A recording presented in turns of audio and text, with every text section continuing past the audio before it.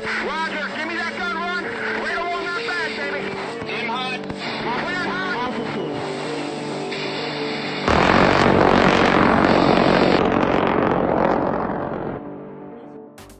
Ladies and gents, how's it going? Random Gary here. My name is Gary Prout. I'm a Tier 2 British Gallantry recipient. I received the Conspicuous Gallantry Cross in 2010 for actions in Afghanistan, multiple acts of gallantry in the face of the enemy.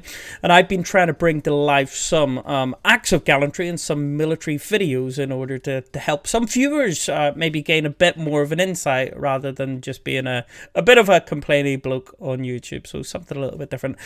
Thank you to all of my subscribers for the response to the last video. Over 200 likes. I have created a video. It's over 40 minutes long and my camera overheated right at the end, so I've still to finish off the end bit, but I've went through each and every comment on it. I've replied to you, and I've spoke a little bit more about my injury and what some of the outcomes could be.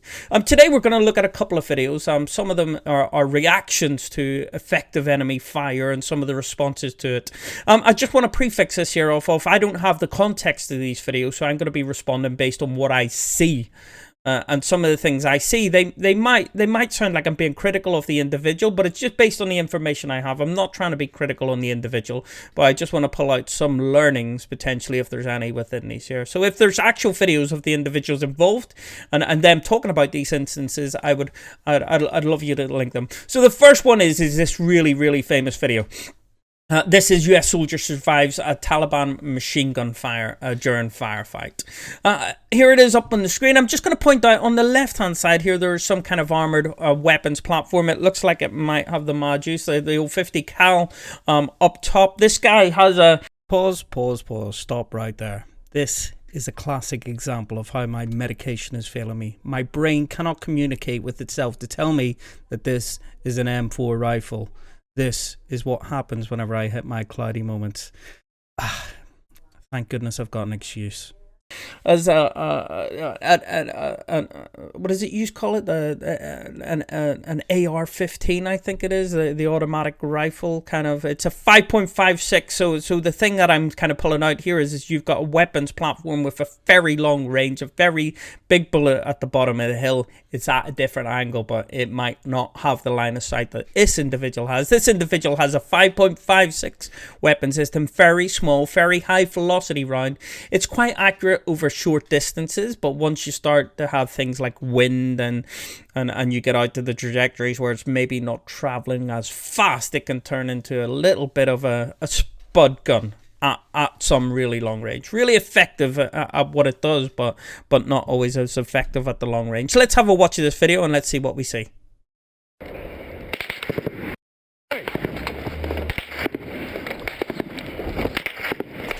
So you're hearing a crack, thump. That normally means that the bullet's coming towards you. What you're hearing is either the impact of the round or a break in the sound barrier. And then you're hearing the actual bang of the gun itself. So if any of you have not experienced incoming round, you get a crack thump. And it's coming in short bursts.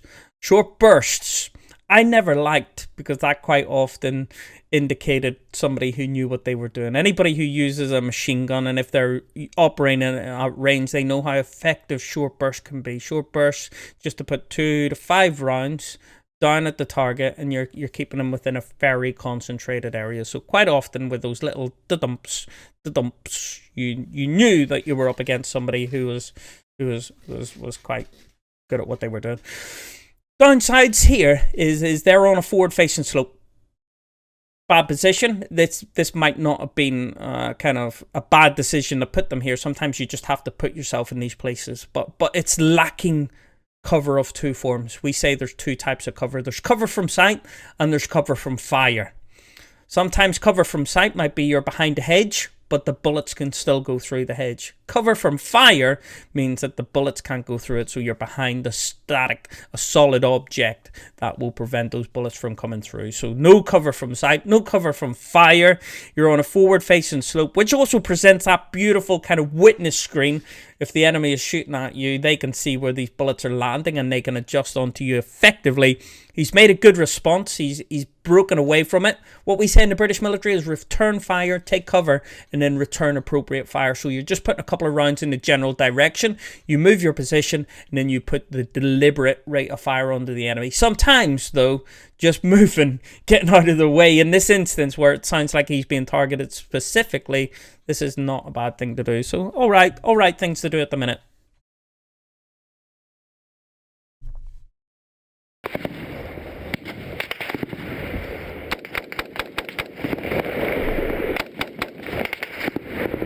So a good rate of fire here, putting lots of rounds down in the general direction. This is a fantastic kind of method of getting the enemy's heads down. You're trying to win the firefight. You're trying to get more rounds, more accurately onto their position than they are unused. If you do that, you win the firefight. That is the key to getting out of the ambush.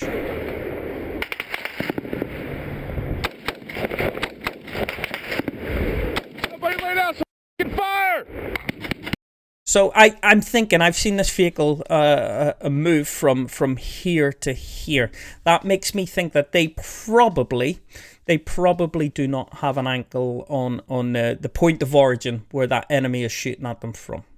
So they don't have eyes on the point of origin. What we're seeing here with the individual with the camera on them is they're now engaged in multiple places, which means that they haven't actually fixed the enemy location. So they're putting rounds into likely firing positions. Again, fantastic drills, good drills, a good rate of fire. He's called out for everybody else to engage, so he does have some element of mutual support, which we can't see.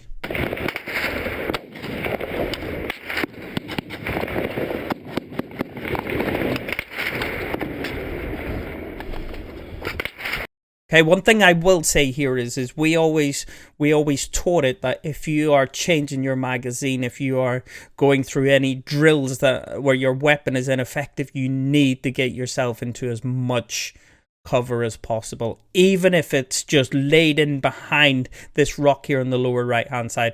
Now, it's easy to think that, yeah, that's not going to offer them any cover from where they're engaging, and it won't. But what it does is it lowers your profile out to that forward right where we're looking now. There could be multiple firing positions from there, and you're giving yourself the greatest amount of cover to prevent yourself from being shot while you're at your most vulnerable. So even though the point of fire is up on that hillside currently, it does not mean that all of the follow-ups will be from that position. Make yourself as small a target as possible. Get yourself into as much cover as you can.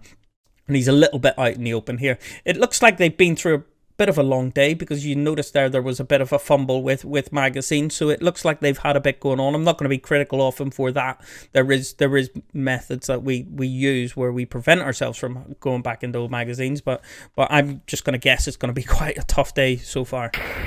Hey, I'm moving down!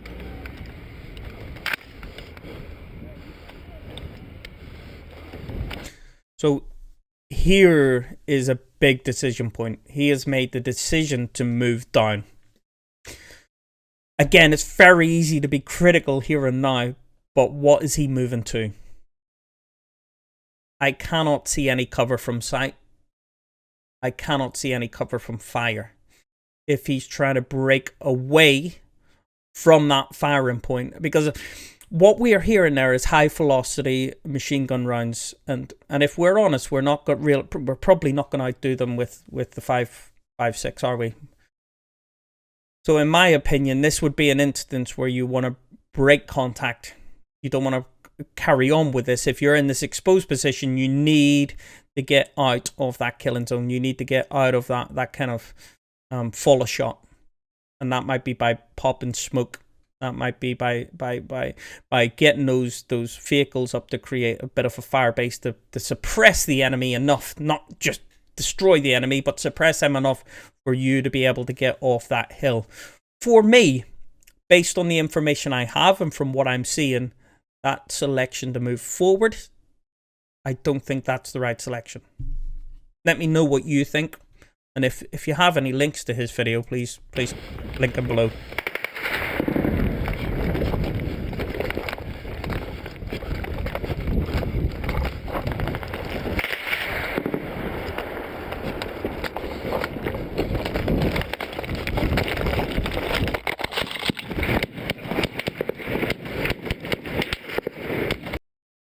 Now, up until this point, the fire has been in and around him. It's not been focused on him. It's been ineffective, as we would say. It's falling around the general area, but it's not really dropping at your feet. It's not really reaching out and touching you up to this point. His movement forward has actually drawn the enemy's attention to his position. It's allowed them to see his movement down that hill. They will not be working off optics.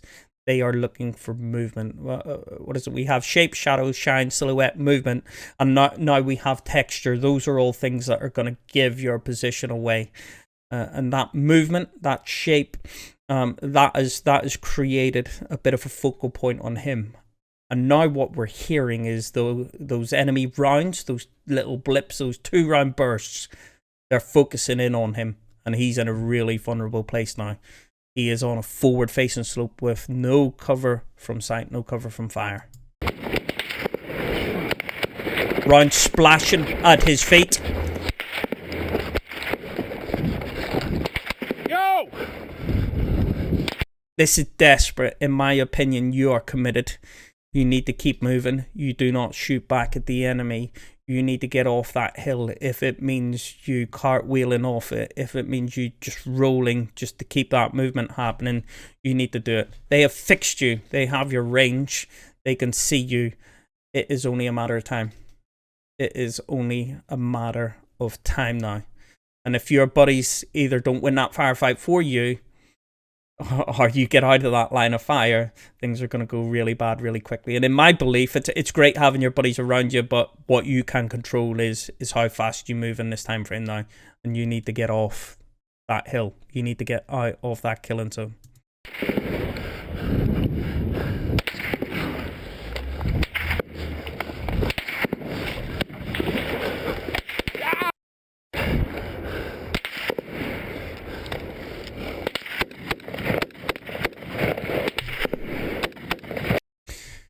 And as we can hear here, this is not the enemy's first rodeo.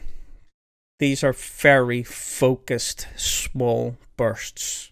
That is not the sign of somebody who is shooting at somebody for their first time.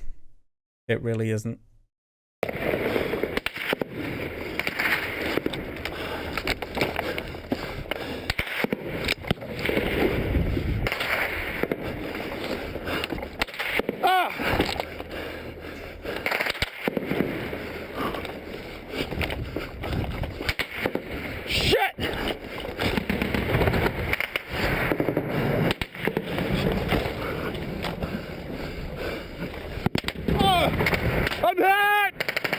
I'm hit! God bless him.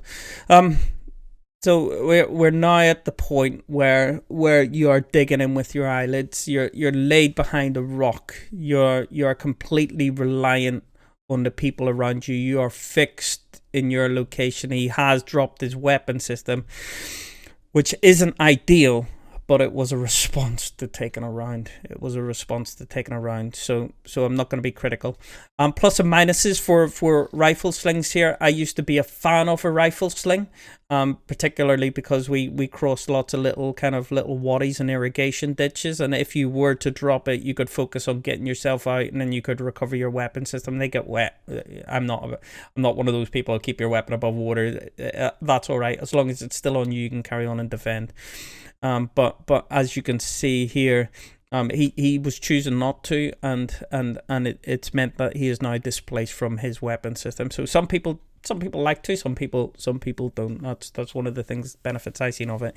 Irrespective of if it's on him or not, it's not really useful for him in this instance. He's completely fixed.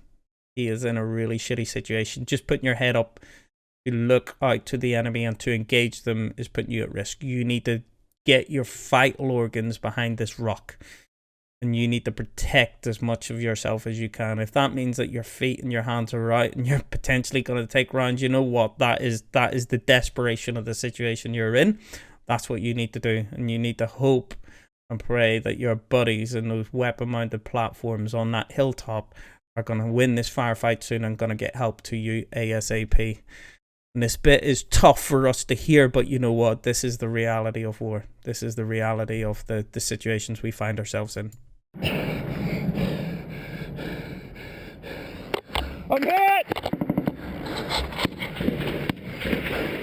I'm hit!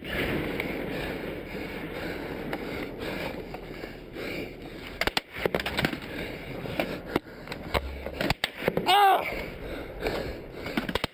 Fuck! No! So there we can start to hear what sounds like a 50 ringing out down the valley. And I don't care if this thing's landing around you, if these rounds are hitting effectively around you, that gets your attention. Those are little explosions in themselves, each one of those rounds going off. And if you're the bad guys, you know what is operating straight away. That is a force multiplier. It's not just one weapon system on the ground. This is sending a big message.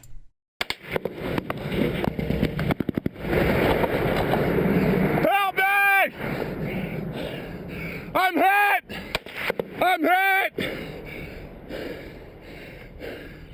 I'm hit!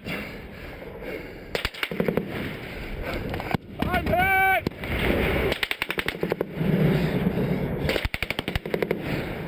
I'm hit!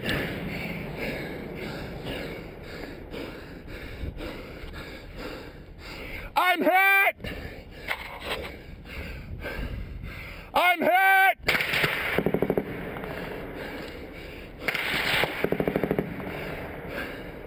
I'm hit!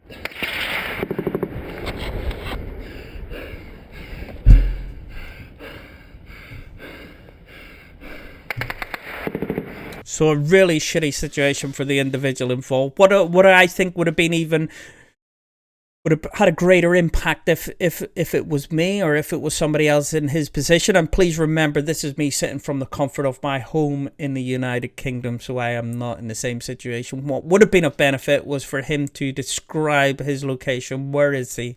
He's behind that large rocky kind of outcrop. He's on the left hand side of it if they're coming from the top of the hill. What else would have been of benefit? Where's he been hit? What is his injuries? Has he started to treat himself? Does he deem his injuries to be life-threatening? Because that then influences how quickly I, as the commander, would want to get to him and push our guys down into danger, to expose them to danger in order to get to him.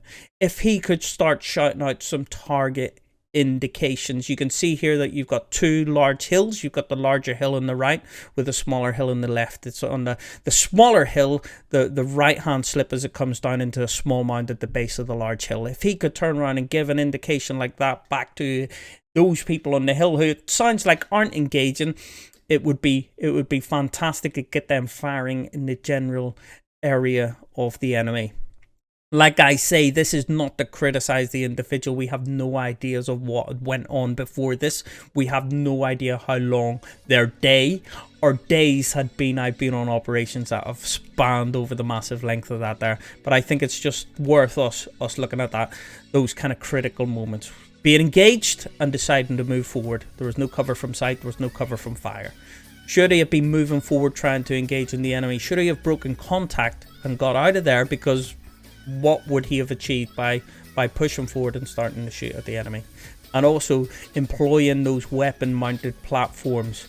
You need to do a weapons to target appreciation. Was his rifle, was that the right piece to be engaged in this machine gun at range? Would it be more suitable to put a machine gun against that machine gun, or one of those big heavy machine guns up against this here? So that weapons to target platform. Ladies, gents, if there is any videos of this here, please link me to it, of him giving a bit of a debrief on it. I would love to understand his story. This is me talking without context. Very important to remember. I have no context, and this guy had it all. So let's not second guess his judgment. Let's figure it out and let's understand. I hope you like the content today. My thank you will be up in the near future. I do need to film the second half of it, and I appreciate you checking in. Have a good day. All the best now. Goodbye.